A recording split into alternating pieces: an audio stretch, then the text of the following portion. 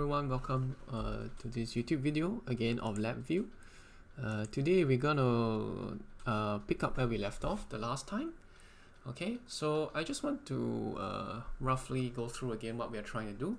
We're trying to produce a power spectrum or something to that effect so that we can find whatever the spectrum, what kind of notes are in our audio file, what kind of frequencies are available in our audio file, and we want to kind of do it manually using the fast Fourier transform, because while you have this power spectrum available via Labview, okay, you just see this block diagram.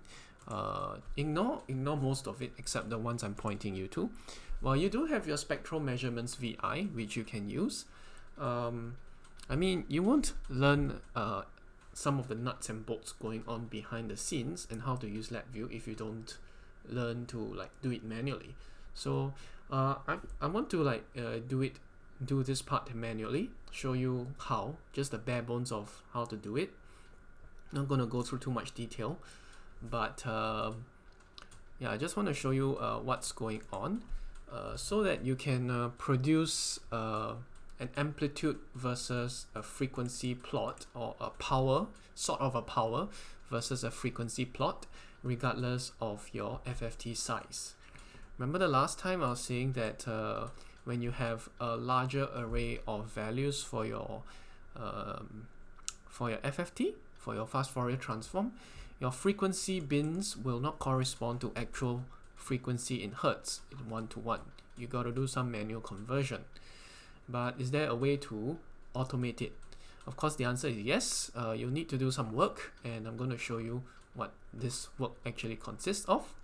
Okay, so this is the other VI I was doing, and hopefully in the next few videos you're going to learn how to at least organize some of your data like that. Get the sampling frequency, the time of the waveform, etc., etc. And at the end of the day, you should be able to produce these plots. This one is an amplitude versus time plot, but that's kind of redundant. You don't really have to produce that, but it's just a demonstration of that you can use a different way of graphing. Meaning to say, you use a for loop to construct an array, and then you kind of do some of your graphing manually. And here is the so-called power spectrum, where I actually square every single Fourier value and plot it against the frequency. Now, of course, you'll notice there are some negative values here. The reason for that is that we have what we call complex numbers. Okay, we have complex numbers. So the thing is, we kind of got to either square it twice, or I don't know. Yeah, you need to multiply it by the complex conjugate, which I did not bother. I just squared the thing straight away. But more importantly, what at the end of the day, what we want, short of you want to go and find the actual magnitude of the power spectrum, I'm just interested in looking for frequencies. I'm not that interested in absolute power for the time being. So I'm going to scope it down to that. If you want to do some complex numbers analysis, then sure, that's fine. You can do that too.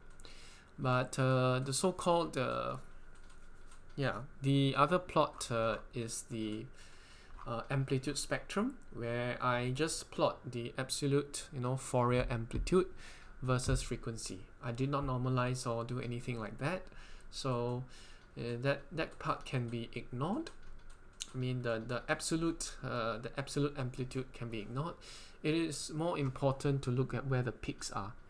Well, this is an A note, so you should be having frequencies or peaks at 110 Hz, 220 Hz, 330 Hz, 440 Hz, 550 Hz.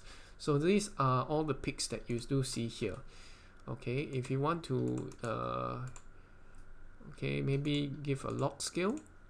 Okay, this is what you'll see. It's a bit ugly, but you can see this peak here at, again, 110 Hz. The other peak here is at 220 Hz. Another peak here is at 330 Hz, 440 Hz, 550 Hz, 660 Hz, 770 Hz, 880 Hz. So there are all these octaves, or maybe you could say harmonics as well. They are being played in this A note on my guitar string. Okay, so this is the end product of what we want to achieve here. Okay, this is the end product. Okay, how do we get there? If you take a look at this is the Labview I kind of did behind the scenes. It is very messy. I do apologize, but I won't be explaining to you how to construct to do this step by step by using this diagram. I'll be constructing it like from scratch, but more or less you'll be using some of the array and indices, everything like that. Arrays, you'll be using arrays. You'll be using some of the multiplier loops. You'll be using division, addition, multiplication, and of course you can use the square operator as well. And most importantly, you'll be using a for loop, okay, because you'll be calculating things within the array, and that's very important if you want to manipulate your arrays right. Okay, so I'm going to close this first, and I want to start from where we left off. Okay, so this is where we are. I'll just press Ctrl E to get our block diagram out. Okay, so looks like we have ourselves a fair bit of work, and the file I'll be using is the A file. So the frequency of interest will be around 110 Hz. So if I take a look at the I scale it to 110 Hz. So this is the power spectrum. I should have a 110 Hz here. So this is the frequency of interest, 110 Hz. Then over here will be 220 Hz, 330 Hz, and 440 Hz. Okay, so these are the notes that we are trying to play, or I mean the notes that we are trying to have, and the data we have on hand is this time sampling interval. Okay, we have the data values from our waveform, and then we have the time where this waveform starts. Okay, so first thing first, I like to organize the data. Yeah. So to organize the data, you can actually, one way is to go to the front panel. Okay, go to the front panel, right click, go to layout. Under layout, you'll see various ways of organizing your data. These are called containers. So the one I was using just now was tab control. So let's click the tab control, and this is what the tab control looks like. Okay, it's a little hard to shift this thing around. Okay, yeah, I have not figured out. Let me see. Yeah, but yeah, okay, you have to click where the tab control is, the text where this tab control is, to actually shift it around. Okay, but mainly what you can do is you drag all of this, and drag all of this, shift it into the tab control, and then all of this data will be nicely put into little tabs. So this is, well, I can say this is my waveform form data, and here I can put my components. Okay, components of waveform. Okay, right, so this is how I get the tab control thing working. If I want to make a new tab, it's pretty easy. Right click the top, and you go to this part saying add page after, and that will actually give you a new tab. Alright, so I believe you can do the same for graphs as well. So let me make a new tab control here, and I'll put down there graphs. Okay, so these are the data plots. The most important is the power spectrum, which I want to shift it up here. Alright, so that's alright. The next most important is the time domain data, which basically is the waveform that it's going over time. So this is where I want to put this. And the last part I want to put is the I just put a data tab for raw Fourier transform. So again, I'll go to the part saying add page after. So right click, go to this part saying add page after when you right click on each of the tabs. Then I'm going to drag this fast Fourier transform in, and I'll call this tab raw fast Fourier transform. Okay, anyway, so this is what we have. Okay, I just want to start organizing my data, and then I can put this FFT size thing in here. Alright, so you will see me use a lot of this in the upcoming demonstrations. So don't be too surprised of what I'm actually doing. It's just for the sake of organization. You see, time domain data, power spectrum, fast Fourier transform. Everything's a lot nicer and neater now when I do this. Okay, so this is just mopping up, cleaning up of this data. So of course I want a new set of graphs and everything. Okay. Alright, so that's tab control for you. How to organize data. Very important skill, or very important thing to know. So these are where I put the graphs. This is where I put my waveform data. Okay. So this is the waveform data. Okay, so what are we trying to do here? Okay, so basically let's do some overview.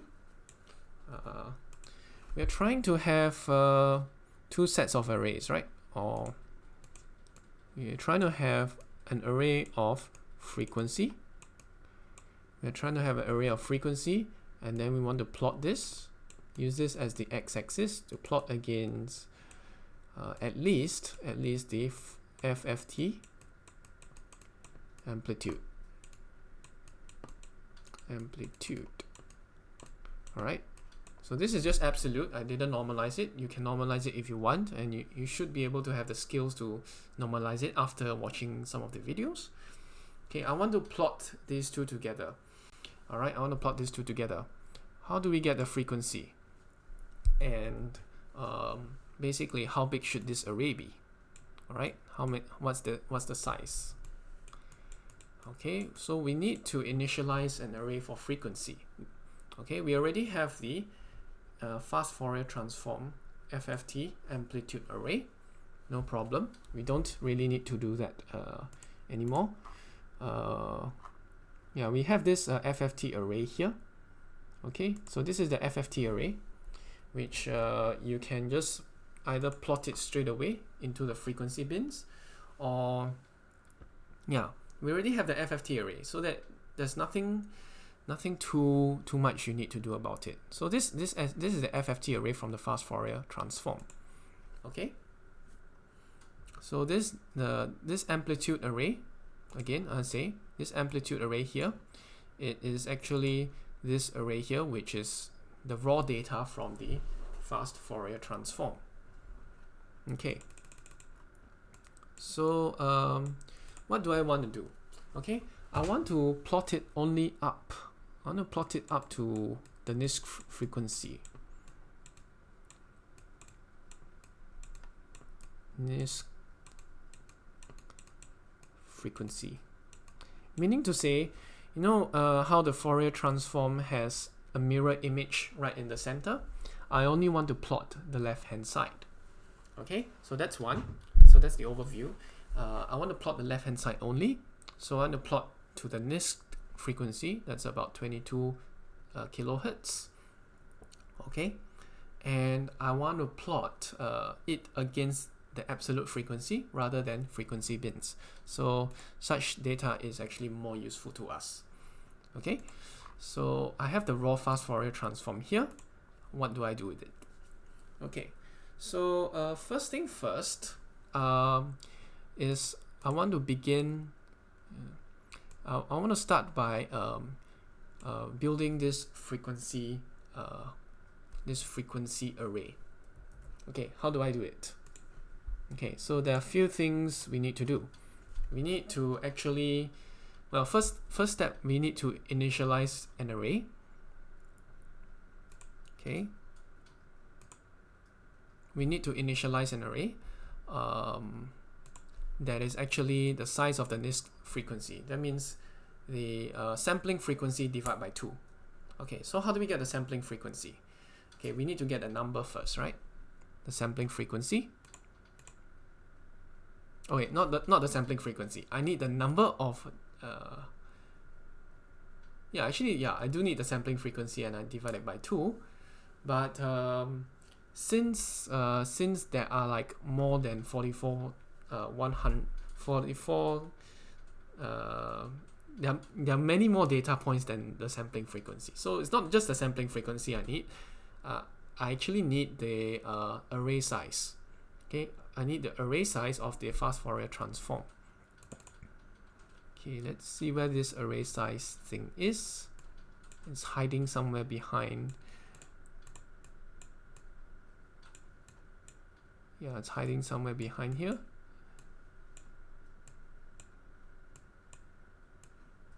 Yeah.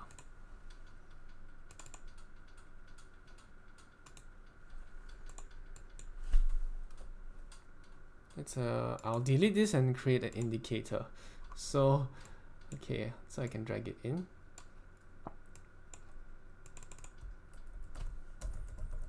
Yeah, because I think the tab just hit it just now. Okay, so yes, I need the FFT size. Okay, because that will tell me how many frequency bins there are. Okay, this path I will need to actually bring it.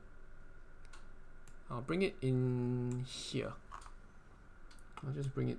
I'll just put it here. I'll put it in the power spectrum. At least it doesn't disappear. Okay. Anyway, there will be a path.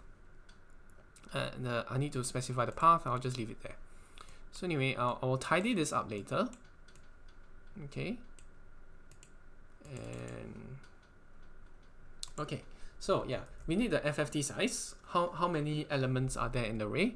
In this array, and then I kind of need to chop it in half, because from the zeroth element to this FFT size divided by 2, that's the left side of the mirror image. Okay, so we need that number. All right, so how do we do it? Okay, so I need to make an array that is that size. Okay, this number, this FFT size, I need to divide it by 2. How do I do it? Okay, so first thing first, if you want to do that, oopsie.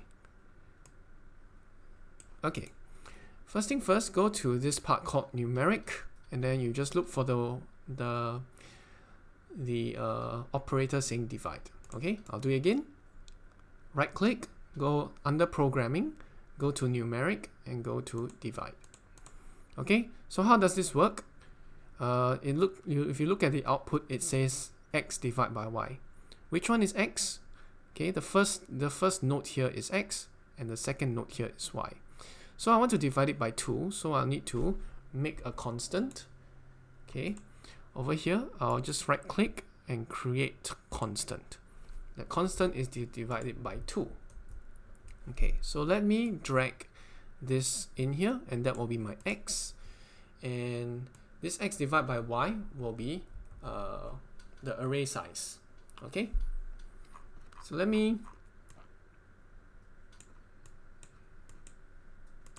maybe I won't make a new tab just yet, but yeah, wait from data, let me shift it here. Okay, yeah, so now I have a number. Okay, this number here is basically the FFT size divided by 2. Okay, and then I want to initialize an array that is that big. Okay, how do I initialize an array? Okay, so right click. So yeah, I'm trying to build this frequency array part first. I want to initialize an array, so of zeros. So it will be an array of zeros with the size. The size will be this FFT size divided by 2. So that's what I'm trying to do. Okay. So let's go to array. Go to initialize array. Okay. So right click, go to array, and then you click initialize array. Okay. So this will be the dimension size.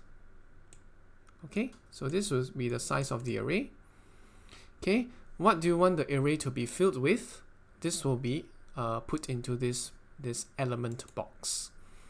Okay, so remember I said I wanted to make an array of zeros. So I'm making an array of zeros. So right click the element, create constant, and then what do I want to fill the array with? I want to fill it with zeros. Okay, so let's just do a quick check. Okay, initialized array. Okay, and we'll go to our Labview, and here is where our initialized array is.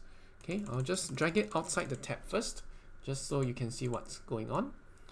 Okay, so you can see that this is just an array of zeros, nothing really that special. Okay, so how then do we turn this array of zeros into an array of frequencies? Okay, so that one we'll have to discuss next video. Okay, time's up. So yeah, roughly went through this video how to do this tabbing, this tab control to help you organize your data. And I've also showed you how to initialize arrays, and also how to use these mathematical operators, which in this case is the divide. Okay, so I'll see you guys in the next video.